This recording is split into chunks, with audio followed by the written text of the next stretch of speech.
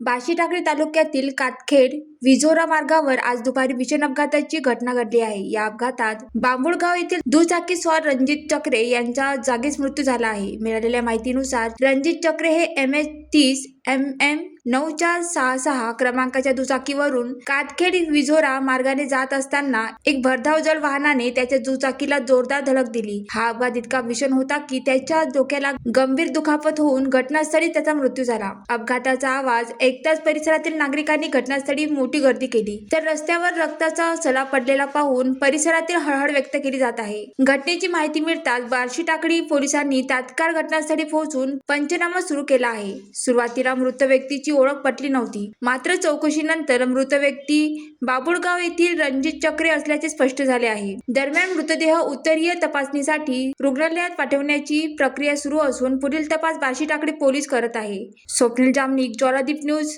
Murtijapur.